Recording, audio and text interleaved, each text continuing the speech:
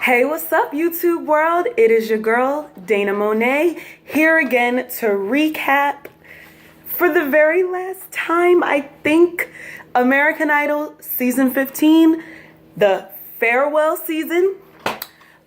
We do have a new American Idol. I am going to get into that, which y'all probably already know who it is, in the second part. But I not only want to discuss the amazing series finale, and I have that in quotes, series, yeah.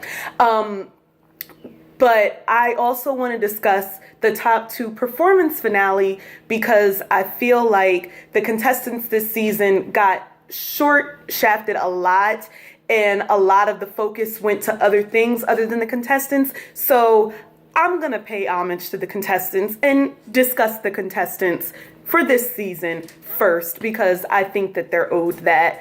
And, you know, they deserve that. So it's very important that I get that out of the way. All right, so overall, I have to say that the top two performance finale was great. Like, there were amazing performances. It's one of the closest top twos I've ever seen in terms of performance-wise. Like, they were both bringing it. So we're going to go ahead and get right into it. And I'm going to discuss the contestants.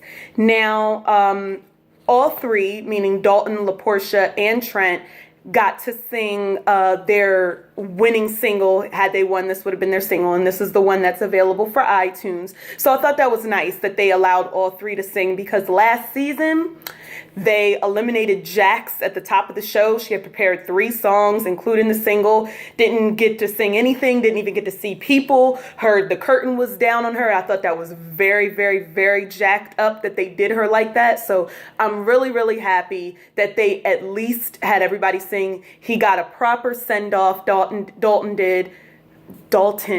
I can't say his name right. So I'm very happy about that. His winner single was called Strikes a Match. And I did listen to the iTunes recording. I listened to the iTunes recording of all the singles. And I think he does sound a lot better on the recording than he does live. He still hasn't really figured out how to sing in tune again. I don't know what happened to Dalton's voice throughout the competition.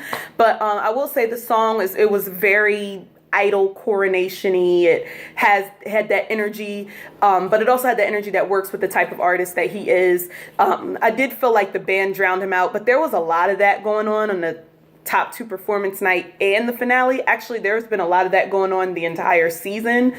That it's the sound mix. It's like messing people up.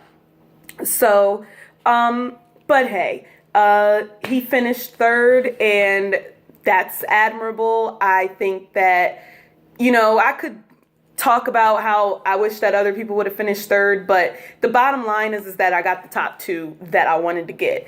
And I think Dalton's going to be, you know, a big star. I think he should maybe go back to being in a group and, you know, do the damn thing. So go Dalton. So let's get into the top two. Let me discuss Trent. His winner single was called Fallen, and Simon Fuller, you know, at this stage, Simon Fuller, the creator of Idol, always has a choice. He chose If You Don't Know Me By Now, and he reprised Chandelier, which was my favorite performance that he did all season.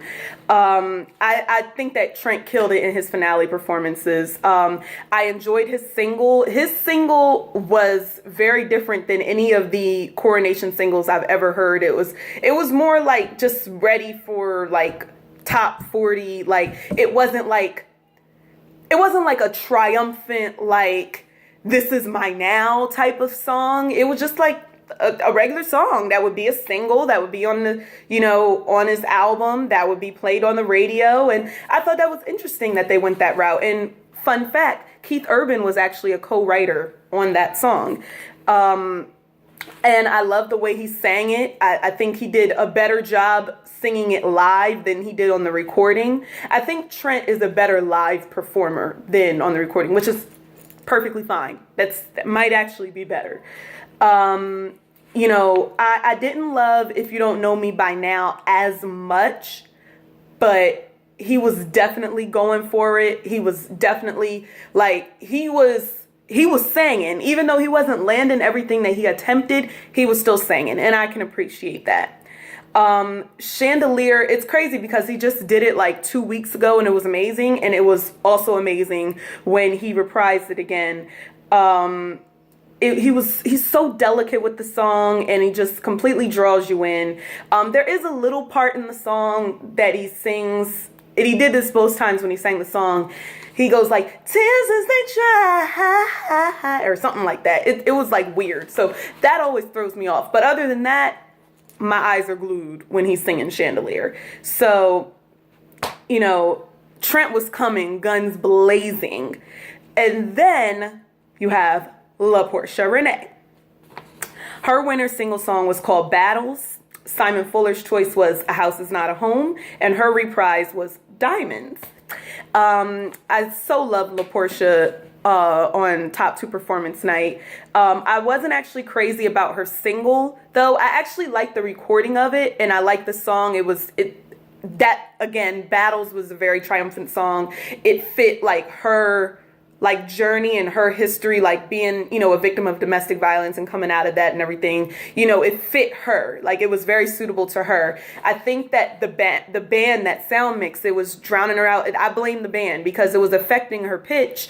And then when the band got quieter towards the end of the song and it was just like the music was soft, her pitch came back on. And plus they were in a different venue. It was a bigger venue, so it was a different vibe. So she gets a pass on that. And also, she looked absolutely gorgeous. She had the fro back again, but it was even bigger and better and more ferocious. And I was like, yes, Black power. Woo! Power to the people. So, yeah, so she was giving me like all of those vibes. I loved A House Is Not a Home. And we have to remember with LaPortia, yes, she's like a soul singer, but she's done a lot of current songs, and A House Is Not a Home is probably one of the only older songs that she did. She probably only did like 3 or 4 like older songs the entire season. She definitely managed to stay current with the song choices, but I love the way she sang A House Is Not a Home.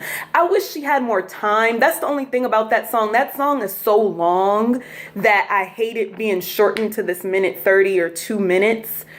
But I definitely think that she killed it. It was a nice little like key change in there.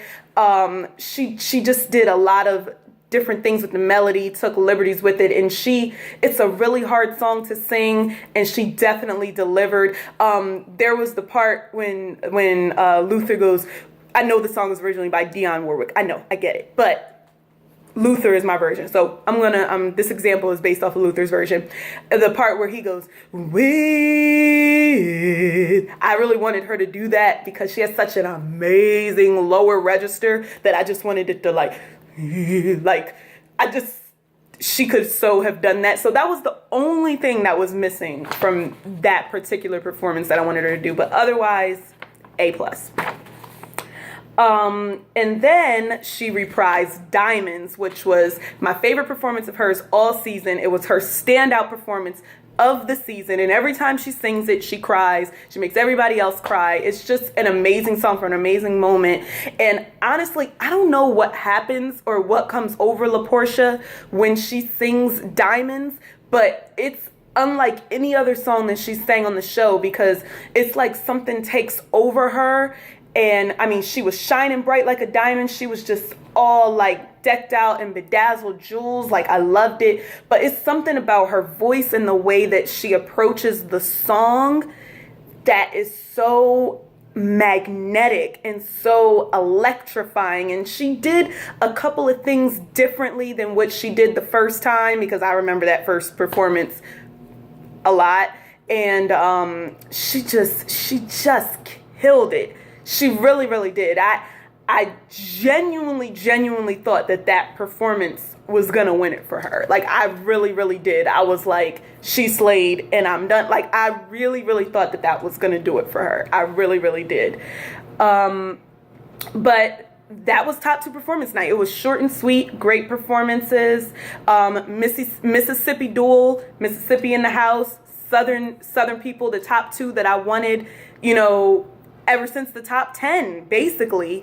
So, I mean, they definitely killed it. And I can't wait to see, what they have in store for the future. And hopefully, we take care of our winners and, Idol alums a little bit more post-Idol when we're dealing with them. There's no tour and everything like that, but hopefully there's good things to come, and we'll support them going forward. So just to let y'all know, I voted for LaPortia. We know who ended up winning though, but we'll discuss that in the next one. So I will see you in part 2, and I will discuss that amazing finale that American Idol had and discuss the winner and my feelings about it. So see you in part 2.